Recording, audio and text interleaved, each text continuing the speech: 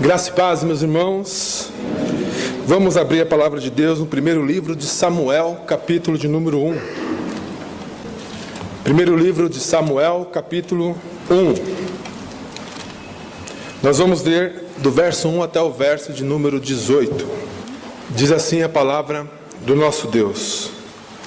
Houve um homem de Ramataim, Zofim, da região montanhosa de Efraim, cujo nome era Eucana, filho de Joroão, filho de Eliú, filho de Tou, filho de Zufi, Efraimita. Tinha ele duas mulheres, uma se chamava Ana e outra Penina. Penina tinha filhos, Ana, porém, não os tinha.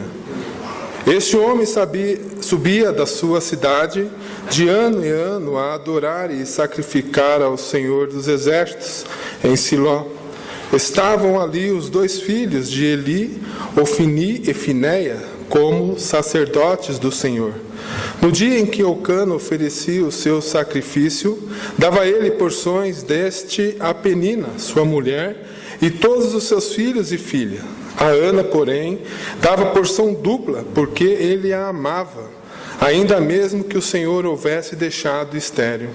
A sua rival a provocava excessivamente para a irritar, porquanto o Senhor lhe havia cerrado a madre. E assim o fazia ele de ano em ano.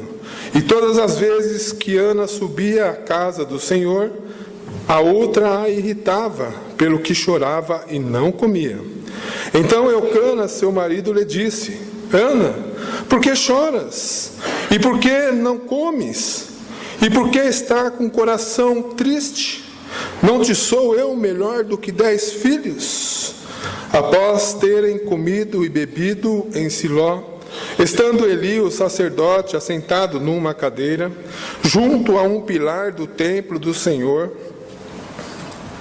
levantou-se Ana e, com amargura de alma, orou ao Senhor e chorou abundantemente. E fez um voto dizendo: Senhor dos exércitos, se benignamente atentares para a aflição da tua serva, e de mim te lembrares, e da tua serva te não esqueceres, e lhes dareis um filho varão, ao Senhor o darei por todos os dias da sua vida, e sobre a sua cabeça não passará navalha. Demorando-se ela a orar perante o Senhor, passou Eli a observar-lhe o movimento dos lábios. Porquanto Ana só no coração falava, seus lábios se moviam, porém não se lhe ouvia voz nenhuma. Por isso Eli a teve por embriagada, e lhe disse: Até quando estará tu embriagada?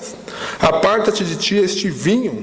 Porém Ana respondeu: Não, Senhor meu, eu sou mulher atribulada de espírito, não bebi nem vinho, nem bebida forte, porém venho derramando a minha alma perante o Senhor. Não tenha, pois, a tua serva como filha de Belial, porque pelo excesso da minha ansiedade e da minha aflição é que tenho falado até agora. Então lhe respondeu Eli: Vai-te em paz, e ao Senhor e ao Deus de Israel te conceda a petição que lhe fizeste. E disse ela: Acha a tua serva mercê diante de ti. Assim a mulher se foi seu caminho e comeu, e o seu semblante já não era triste. Que Deus assim fale aos nossos corações. A nossa família, ela é perfeita? Será que nós já paramos para pensar como é a nossa família? Existem pecados em nossa família? São perguntas que nós temos que fazer. Você tem demonstrado realmente que ama a sua esposa? Ou vice-versa, você que é esposa tem demonstrado que ama o seu esposo? Toda a sua família tem servido ao Senhor de coração, sinceramente? E para que nós temos os nossos filhos? Qual foi o objetivo para aqueles que já o têm e aqueles que ainda querem? Qual é o objetivo de termos os nossos filhos? São perguntas que nós devemos fazer antes mesmo de nos casar. Para que eu quero constituir uma família? E nós temos visto que tudo que nós fazemos ou devemos fazer deve ser para a glória de Deus. E a grande pergunta é se a nossa família é perfeita. E eu já tenho que dizer que não o é. Ela não é perfeita. Porém, o texto que nós lemos vai relatar sobre uma família. Uma família que era uma família imperfeita. Uma família que não tinha todos os padrões na qual Deus assim quer que uma família tenha. Mas antes de nós falarmos dessa família, eu preciso dizer que o livro de Samuel é considerado um livro de transição. Apesar de ter o livro de Ruth antes do livro de Juízes, a questão do tempo é o mesmo. Existia ali o Senhor Deus utilizava de juízes para dominar, para cuidar daquele povo. E nós que conhecemos um pouquinho do livro de Juízes, sabemos que era um livro onde cada um agia conforme o seu bem querer. Cada um agia da forma que bem queria. Ninguém ouvia as palavras de Deus. E quando nós vemos que o povo estava sofrendo por causa da disciplina de Deus, Deus levantava um juiz, ia lá, livrava o povo passava um tempo diante do Senhor, mas logo se desviava.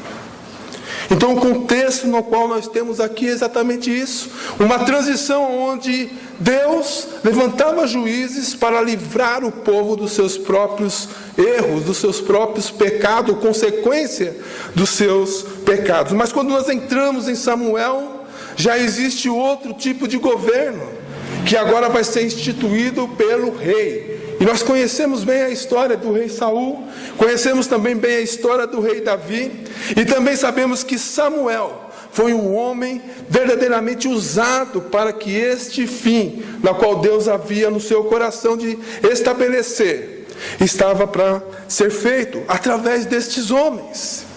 Mas por que eu estou dizendo isso?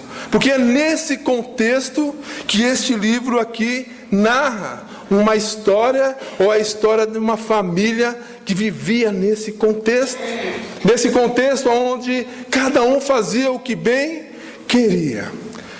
E Deus aqui nos revela, através desse texto, algumas lições práticas para a nossa vida, na qual eu queria destacar nesta noite, para que nós pudéssemos aprender com a palavra de Deus. A grande curiosidade que podemos sentir é que Deus não colocou famílias perfeitas na Bíblia para nos ensinar a sermos ou termos famílias perfeitas. Mas Deus utilizou de famílias imperfeitas para nos mostrar como devemos ser, como deve ser a nossa atitude e como também não deve ser as nossas atitudes. Então, diante disso, gostaria de tirar algumas lições diante desse texto, sobre esta família que nós acabamos de ler. Essa família, como nós vimos, ela é constituída por Elcana, que tinha 2 mulheres e tinha também filhos. E nós vemos que Ana era estéril, porém Penina tinha filhos, e muitos filhos, como a palavra de Deus diz. E nesse contexto é que nós vamos tirar algumas lições. A primeira coisa que eu quero destacar é no verso 2. Diz assim: tinha ele, Elcana, 2 mulheres. O que devemos deixar bem claro é que, para que um lar seja verdadeiramente abençoado, devemos fazer exatamente o que Deus manda. Como vemos neste início, Elcana não estava fazendo o que Deus mandava, pois ter 2 mulheres nunca foi a vontade de Deus. Deus, lá no jardim do Éden, Ele criou uma mulher, Eva, que foi para o seu marido Adão. E simplesmente isso. Somente o povo foi se corrompendo durante as épocas. modernas. O que nós temos que entender que o exemplo para a família, para homem e mulher, é simplesmente encontrado em Gênesis, a partir da família de Adão e Eva, na qual Deus mesmo constituiu. Diz em Gênesis capítulo 2, verso 24 assim: portanto, deixará o homem o seu pai e a sua mãe, e unir-se-á a sua mulher, e serão uma só carne. E a palavra de Deus nos dá margem para que este padrão seja mantido. Quando nós abrimos a palavra de Deus em Tito, capítulo 1, verso 6, que diz assim: alguém que seja irrepreensível, marido de uma só mulher, tendo filhos crentes, que não sejam acusados de dissolução e nem sejam desobedientes.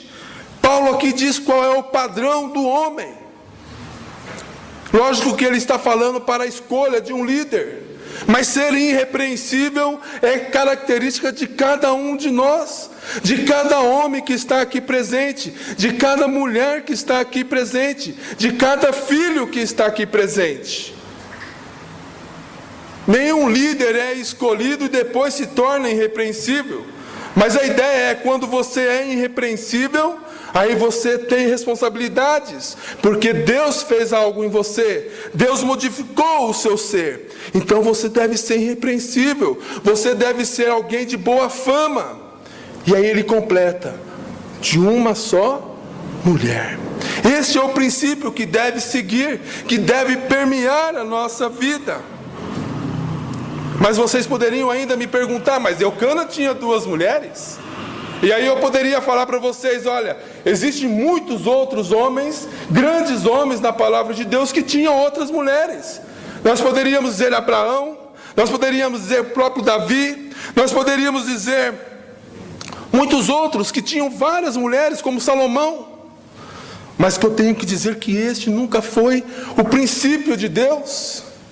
Mas aí vocês poderiam dizer ainda: olha, mas naquela época era comum.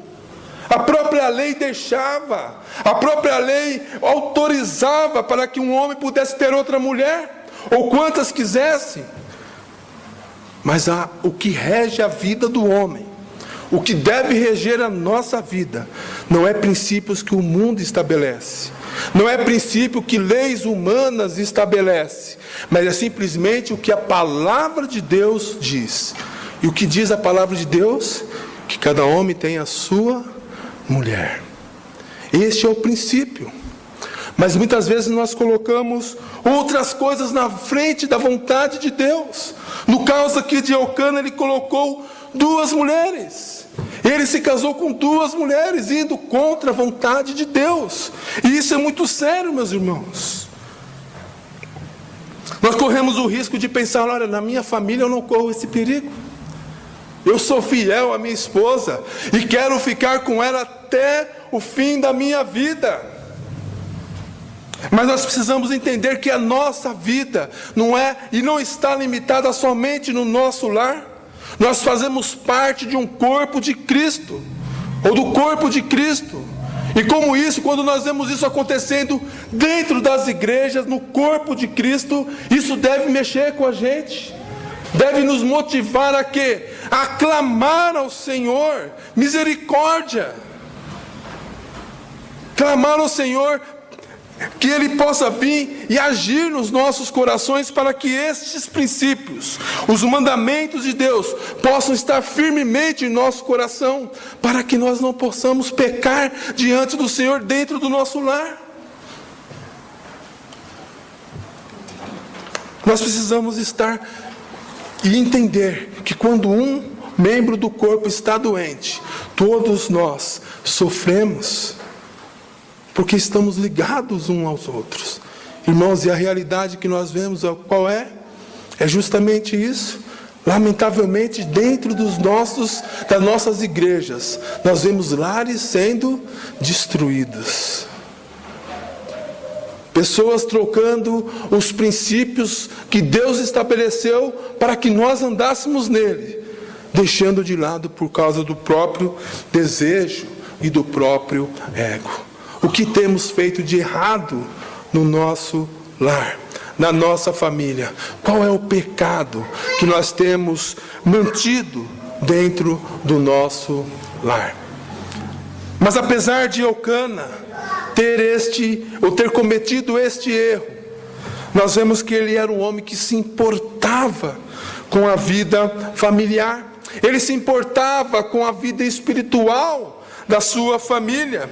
Há algumas evidências, e a primeira que nós podemos ver, que ele ia todo ano à casa do Senhor, para glorificar, para prestar sacrifícios ao nosso Deus, como prática de alguém que era verdadeiramente temente ao Deus.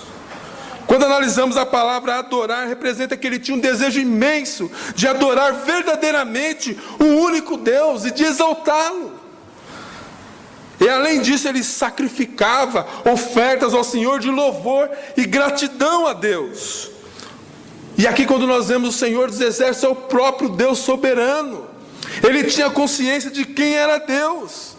Por isso ele fazia. Ele adorava, porque sabia que aquele Deus, o nosso Deus, é o Deus que controla todas as coisas. E é este Deus que Eucana e sua família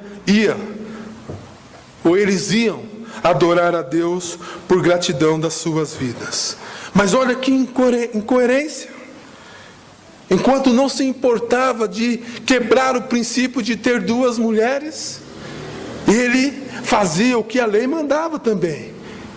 Ele era da descendência de Levi, e provavelmente ele cumpria as ordens de ir pelo menos 3 vezes ao ano ao lugar de adoração. E no caso aqui era em Siló, o lugar onde estava construído ali o tabernáculo. E nós vemos que ele fazia isso todos os anos, com frequência, e mais, levava a sua família, adorava junto com a sua família. Será que nós não caímos neste erro? De simplesmente cumprir aquilo que está perto das do nosso desejo, aquilo que satisfaz o nosso coração, como por exemplo, vir todos os domingos à casa do Senhor.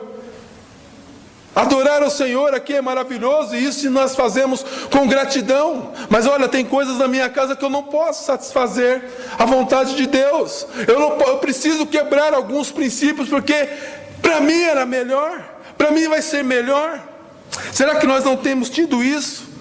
Ter trocado o que é bom, o que é maravilhoso, que é cumprir a lei do Senhor, em todos os sentidos, simplesmente para satisfazer a nossa vontade? Provavelmente Ana foi a sua primeira mulher, e por ela não poder dar filho, Eucana procurou outra, como a lei assim permitia, para constituir seus filhos. Mas será que esta era a vontade de Deus? Precisamos ficar atentos para servir no nosso lar, em todos os sentidos. E quando tiver pecados em nosso lar, confessar e tentar se esforçar a fazer a vontade de Deus. Mas existe algo também interessante em Eucana, que é o amor que ele sentia por Ana. E ele dá algumas razões. A primeira, nós sabemos que Ana era estéril. E nós também sabemos que uma mulher estéril naquela situação, naquela época, poderia ser simplesmente trocada, simplesmente desprezada, à margem da sociedade, porque para muitos, ou para quase todos, ela era amaldiçoada. Havia algum pecado que Deus havia cerrado a sua fertilidade. Mas nós vemos que Eucana não a desprezava. Olhe comigo no verso de número 5. Ana, porém, dava porção dupla, porque ele a amava. Apesar dela não dar filhos, apesar de Eucana, e isso para Eucana também representava muito, porque fazia parte de ele constituir a sua família, de levar o seu nome a outras gerações. Nós vemos as genealogias que existem na Bíblia, e como já disse algumas vezes, essa representava a própria identidade de um homem. De quem você é pai, de quem você é filho, qual que é o seu pai. E Eucana tinha essa preocupação com certeza. Porém, ele não se importou com isso. Pelo menos ele não desprezava Ana por causa disso, porque ele a amava. Diz a palavra de Deus no verso de número 5.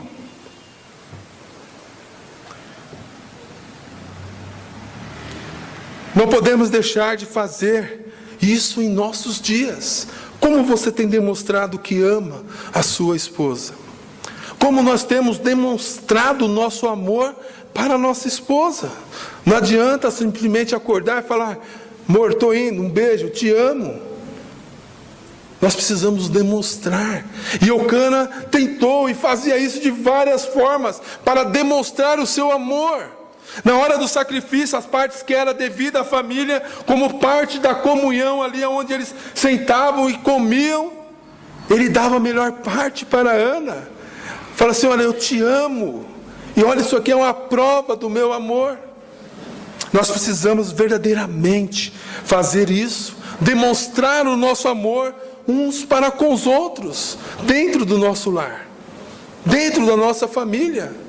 Porque se não fizermos isso, correremos no risco de nos afastar cada vez mais, mesmo vivendo no mesmo teto, debaixo do mesmo teto. O que importava para ele não era o que ela poderia dar, mas sim o que ela representava para ele. Olha comigo no verso de número 8. Então Eucana, seu marido, lhe disse: Anas, por que choras? E por que não comes? E por que está de coração triste? Não sou eu melhor do que 10 filhos?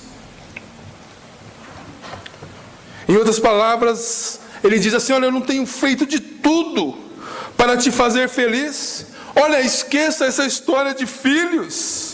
Aproveita aqui, em outras palavras, o maridão que está do seu lado, que está fazendo tudo por você. Olha, não fique se importando em me dar filhos. Eu amo você. E eu não tenho sido melhor de que 10 filhos. E com certeza Ana, no seu coração, dizia assim: olha, por mais que você seja tudo o que você tem sido para mim, a vontade que eu tenho no meu coração é de ter filho. O desejo de Ana era ter um filho. Por mais que Eucana se esforçasse, ele nunca encheria este vazio que estava dentro do coração de Ana. Por mais que ele fizesse as coisas neste mundo, não poderia gerar a felicidade na qual ela estava baseada, que era ter um filho. E aí nós poderíamos dizer assim: olha, mas se Ana estivesse nos nossos dias, essa história seria facilmente resolvida. Mas eu queria dizer que o problema de Ana não era um simples problema de genética. Diz a palavra de Deus que o próprio Deus não permitia que ela gerasse filhos. Então, por mais que Eucana tentasse, fizesse, e mesmo nos nossos dias, com a medicina avançada como temos, somente um filho vem ao mundo, se assim Deus o quiser. Então, por mais que Eucana tentasse fazer, não conseguiria encher este vazio, porque não dependia dele, mas dependia de Deus. Mas tem uma questão que eu queria destacar nesta noite, que talvez seja um problema da nossa família, ou de algumas famílias. Ana, conforme o relato, estava praticamente em depressão. Ela estava assim porque sabia que o seu problema era grave. O sonho de ser mãe estava cada vez mais distante. Além da sociedade a discriminar, ainda tinha uma mulher bem pertinho dela, que a provocava incessantemente. Imagine a situação. Todos os anos que subia a Siló, ela era irritada por Penina. E essa provocação não era fácil. A Bíblia diz e relata, conforme a expressão que está lá, que era forte, que era constante. Irritava mesmo. Ana, ela já demonstrava que não aguentava mais. Estava cada vez mais deprimida. E aí diz a palavra de Deus que ela não comia e vivia chorando. Sintomas claros de uma pessoa que está em depressão. Mas sabe qual que é o problema que muitas vezes nós temos sofrido? É exatamente isso. Quando os problemas vêm na nossa casa, na nossa família, nós temos tentado resolver com as nossas próprias forças. Nós temos tentado substituir aquilo que é o desejo do nosso coração, o desejo do nosso cônjuge, com outras coisas. Nós não nos importamos verdadeiramente com aquilo que ela ou que nosso parceiro está sofrendo, mas sim com aquilo que nós achamos que é bom, com aquilo que nós achamos que o outro vai ser feliz, mas não é assim. Eucana tentou fazer tudo para Ana, para que ela fosse feliz. Porém, diz o texto que ele não orou por ela. É interessante isso. Não relata que ele sentou com Ana e orou. Nós não podemos dizer se ele não fez, ou se fez ou deixou de fazer. Mas o que nós podemos afirmar que o texto diz é que Ana levou o seu problema para o Senhor. Ana, ela se derramou diante do Senhor, diante da sua grande aflição. Então nós precisamos fazer isso também no nosso lar. Nós precisamos nos derramar diante do Senhor. Não diria só quando estamos com os problemas maiores, grandiosos, mas também temos. Mas em todos os momentos da nossa vida. Nós precisamos ter um lar que ore, um lar que se derrame diante de Deus. Um lar que pede, que clama pelos motivos certos e para o objetivo correto. Por que eu estou dizendo isso? A primeira coisa, quando nós vemos Ana falando com o Senhor, nós vemos que ela se derrama de uma forma sincera. Ela coloca todos os seus sentimentos diante de Deus. E quantas vezes nós nos escondemos? Nós não temos a consciência de quem Deus é, do que o Senhor Jesus Cristo fez neste mundo, o tanto que Ele sofreu. Ele conhece o nosso coração, Ele conhece o nosso sofrimento. Mas muitas vezes nós nos esquecemos e não chegamos a Deus com fé, não nos derramamos diante de Deus com sinceridade. Mas Ana se fez, ela clamou ao Senhor Todo-Poderoso, porque quando nós vemos a oração e o cântico de Ana, nós vemos que ela conhecia o Deus a quem ela servia. Ela sabia que era um Deus poderoso, é um Deus que fazia viver como poderia fazer morrer. Era o Deus que era soberano e cuidava de todas as coisas, que tem o controle de todas as coisas. Aquele que cumpre o que promete. Em outras palavras, ela diz assim: olha, Pai, esquadrinha tua serva, olhe para dentro de mim e conheça e veja a minha amargura, olha para o meu sofrimento e me ajude. Era assim que ela disse. É interessante que tem duas expressões que nos chamam a atenção, quando ela fala assim: olha, lembre-se de mim. A ideia, quando o texto fala aqui, é assim: olha, Senhor Deus, olha para a tua serva, eu estou aqui. E logo em seguida ela fala assim: olha, e não te esqueces de mim. Ou seja, a partir do momento que o Senhor ouvir a minha oração, continue sempre atendendo o pedido da tua serva. Não me abandone. Lógico que quando nós falamos aqui esquecer, quando nós falamos aqui lembrar, se referindo a Deus, nós precisamos frisar que o nosso Deus é soberano, é poderoso, Ele não vai se esquecer. Alguém só pode lembrar quando se esquece. Nós sabemos que o nosso Deus não pode esquecer, porque Ele é o Deus Todo-Poderoso. Mas é uma linguagem que usa-se para que nós entendamos como que Ana estava se derramando diante de Deus. Estava com todo o seu coração, com todo o seu ser, dizendo assim: Pai, olhe para mim e não cesses de me abençoar. Ouça o meu clamor. Seja comigo agora e para todos sempre. Nessa certeza ela pede tanto o que queria. Ela pede um filho varão. Ela foi exatamente clara no que ela queria. Devemos ser assim também quando chegamos diante de Deus. Qual é o problema de você colocar o que você quer diante de Deus? Qual é o problema de você falar exatamente o que você quer? Muitas vezes nós nos escondemos assim, olha, se Deus quiser, mas tem que ser assim mesmo. Mas o Deus quer que você seja sincero na sua oração. O que tanto você quer? Por que você não coloca na presença de Deus? Aqui ela colocou, olha, eu quero um homem varão.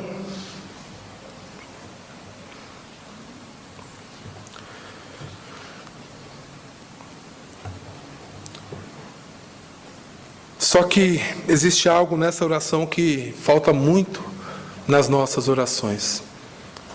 Apesar de nós pedirmos e devemos pedir a Deus claramente, sinceramente, nós precisamos pedir que nem Ana pediu. Com a intenção que Ana teve, nós devemos ter nas nossas orações. Como você tem pedido as coisas para Deus? Será que é para Ana, quando estava nesse momento, ela estava assim, olha, pai, eu não aguento mais tanto Penina ficar me irritando, então me dê um filho, que isso vai acabar com os meus problemas. Ou senão, olha, o meu marido não vai ter uma descendência, então, por favor, Deus, me dê um filho. Será que ela pensou em satisfazer, ou simplesmente que a sua felicidade fosse de uma forma instantânea, repleta na sua vida? Será que esse era o objetivo de Ana? E fica muito claro que não.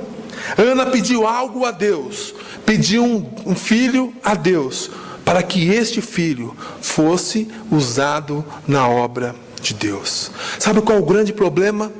Porque muitas vezes nós não recebemos o que queremos, porque nós pedimos para satisfazer o nosso eu. Talvez para satisfazer ou deixar-nos nós mais felizes. Só que essas coisas que nós pedimos para nos satisfazer acabam se tornando ídolos em nossa vida. Quando nós pedimos um carro, pai, eu preciso de um carro para eu poder me locomover mais facilmente para a igreja e poder mais vezes estar lá. Aí Deus te concede um carro. E o que você faz? Você vai para bem longe com o seu carro da igreja.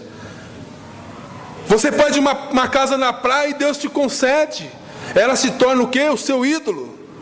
Você faz tudo por ela. Perdeu-se a razão. E quando nós pedimos os filhos? Para que nós pedimos os filhos? É para satisfazer a nossa vontade?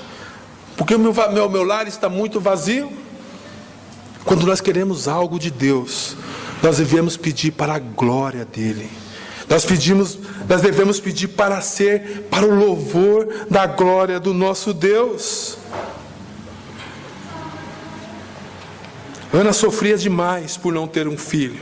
E nós já falamos sobre isso. Mas o princípio aqui está claro. Ela entendeu. Pai, eu não quero um filho simplesmente para satisfazer o meu vazio. Mas eu quero um filho para que ele seja usado na sua obra. Lamentavelmente, as bênçãos nós não recebemos de Deus, porque tudo que nós queremos muitas vezes se torna ídolos em nossa vida. Porém, Ana disse ao Senhor: se me conceder um filho, ele será para o seu serviço, ele será para a sua glória, ele não será meu, ou seja, nada que eu tenho é meu, tudo é para o Senhor. E aí nós vemos no Salmo número 24:1 dizendo assim: do Senhor é a terra e a sua plenitude, o mundo e aqueles que nele habitam, porque ele afundou sobre os mares e firmou sobre os rios. Portanto, em Romanos 11:36, portanto dele, Cristo, para ele e para ele e por ele e para ele são todas as coisas, a ele seja a glória perpetuamente. Ana entendeu que acima da sua vontade de ser mãe, ela precisava honrar com a sua vida e com tudo o que ela tinha ao Senhor. De nada adiantaria ela ter um filho se não fosse para a glória de Deus. Por isso nós precisamos entender que precisamos sim nos direcionar, nos colocar diante de Deus, mas entendendo isso, tendo isso na nossa mente, que tudo que temos Na verdade não temos, pertence ao Senhor. Ele coloca em nossas mãos para nós administrarmos, para nós nos satisfazermos também. Mas nós devemos entender que tudo isso é para louvor e glória de Deus. Outra característica que nós precisamos ver nesta família, principalmente em Ana, como é descrito no verso 13 e 14, é que Ana acreditou na palavra de Deus. Quando nós vemos Ana se derramando diante de Deus, com o coração triste e amargurado devido ao seu grande sofrimento aparece ali, o sumo sacerdote, olha para ela e julga, dizendo assim: olha, você está embriagada, você está bêbada, e dá uma ordem ainda para ela: olha, afasta-se do vinho, não fique dessa maneira. Já imaginou esta cena? Você está aqui sentado no banco da igreja, ou de joelhos orando, aí chega um oficial e vê você só mexendo os lábios e fala: olha, essa aí está embriagada, e aí dá ordem: olha, afasta-se do vinho. Com certeza você se levantaria aí, nunca mais voltaria. Mas Ana não agiu assim. Ana esclareceu a situação para aquele homem, e isso nós podemos abrir um parêntese. Geralmente o homem, o varão, ele é insensível a estas coisas. E nós precisamos estar atentos para não fazer isso uns para com os outros. Principalmente nós que somos líderes da igreja. Nós temos que olhar e tentar ver o que o coração das pessoas está sofrendo ou está passando. Mas o caso aqui é que ele não entendeu. Porém, ele lançou uma palavra para ela. Errônea, mas lançou. Ela não deu ouvido, ela esclareceu a situação. Porém, no verso 17 nós vemos algo interessante que diz assim: então ela respondeu Eli, então lhe respondeu Eli: vai-te em paz, e o Senhor de Israel te conceda a petição que lhe fizestes. Como interessante como ela identificou qual é a palavra que veio de Deus, porque Eli era um homem de Deus. Ele era responsável por isso. E quando ela falou assim: olha, vai-te em paz, porque o seu desejo, que Deus te conceda. É interessante que ela acatou, ela se apropriou desta palavra, e foi. Interessante que tudo mudou na sua vida. A primeira coisa que nós vemos no verso 18, que ela saiu dali e foi andando e comeu. Olha, a depressão foi embora. A tristeza foi embora. O grande sofrimento que ela tinha parece ter se esvaído. E aí nós lembramos do Salmos 37, 5. Entrega o teu caminho ao Senhor, confia nele e ele tudo fará. E não só foi isso. Diz a palavra de Deus que o seu semblante mudou. A sua tristeza foi embora. Sabe, meus irmãos, nós precisamos descansar nas promessas de Deus.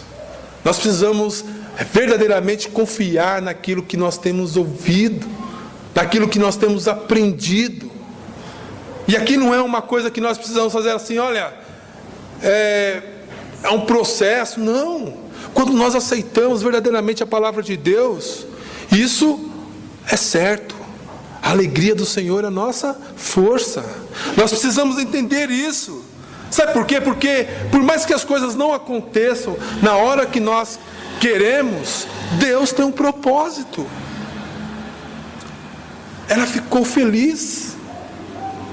Ela deixou tudo aquilo que a sua angústia de coração foi lançada fora, foi lançada aos pés de Jesus. Sabe por quê?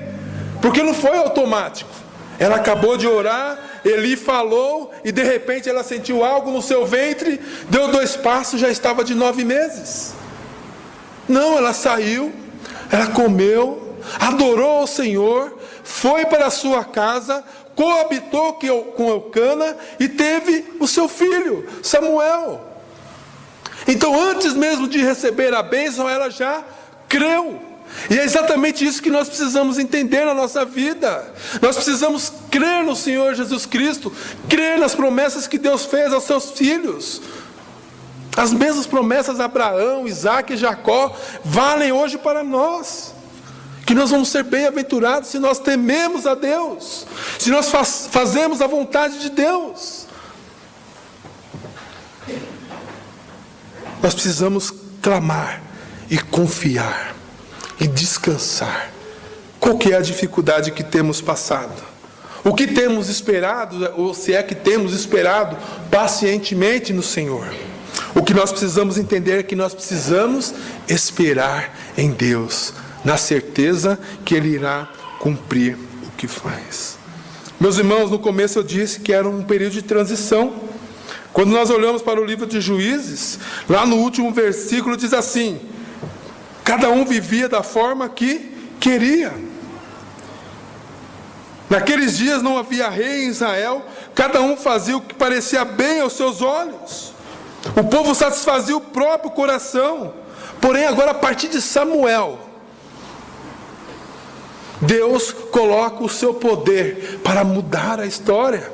Porque onde um povo agia conforme o seu coração, Deus coloca e levanta o rei como Davi, segundo o coração de Deus, para governar o seu povo. Então uma oração que é feita para o propósito, para glorificar a Deus, será bem utilizada para o serviço dele. Uma mulher estéril, que vivia grande amargura, em uma família onde era imperfeita, tinha os seus problemas. Através de uma oração, aonde Ana se derrama de todo o seu coração, de toda a sua alma diante do Senhor, Deus lhe dá um filho.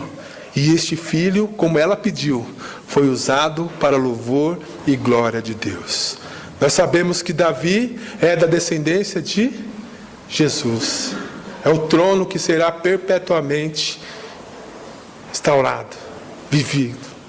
Nós precisamos entender que Deus usou homens para que a sua glória fosse estabelecida neste mundo. É através de nós que Deus nos usa. Para que você quer seus filhos? Você já consagrou os seus filhos ao Senhor? Ou será que é simplesmente para a gente ter uma família bonita e postar uma selfie no Facebook? Não, é para a glória de Deus. A oração tem efeitos maravilhosos quando nós agimos desta maneira. Quando nós entendemos que tudo que temos ou fazemos para a glória do Senhor. A nossa família é imperfeita, não é? Temos os nossos erros. A Bíblia relata também famílias como esta, famílias imperfeitas. Mas há uma grande diferença, que é semelhante a essa, é que nós cremos no mesmo Deus. Nós cremos no Senhor Jesus Cristo. Apesar que o projeto de Deus lá no Éden foi manchado por causa do pecado, hoje em Cristo Jesus, com mais esforço, isso é verdade, nós podemos ter uma família que glorifique a Deus. Uma família que vive perfeitamente no caminho do Senhor. Uma família que age nos princípios de Deus. Uma família que abandona os pecados, que joga para fora tudo aquilo que não faz parte dos princípios que Deus deu. E vive uma vida santa diante de Deus. Uma família que ama. Uma família que demonstra o seu amor. Uma família que ama uns aos outros. Uma família que vive de acordo com a vontade de Deus. Uma família que é dependente do Senhor. Uma família que ora. Uma família que se derrama verdadeiramente diante de Deus. Uma família que pede, mas não para satisfazer a sua própria vontade, mas pede para glorificar o nome de Deus. Qual que é o seu desejo, meu irmão? O que nós temos pensado da nossa família? Será que temos buscado no lugar certo? Será que temos buscado a felicidade em coisas deste mundo? Será que temos criado os nossos filhos para nós mesmos? Se nós estivermos pensando assim, estamos errados. Pense que a sua família é do Senhor, como tudo que há neste mundo. E por causa disso, tudo é para Ele, para a glória dEle. E que possamos viver verdadeiramente para o Senhor, como família, unidas em Cristo Jesus. Que Deus assim nos abençoe.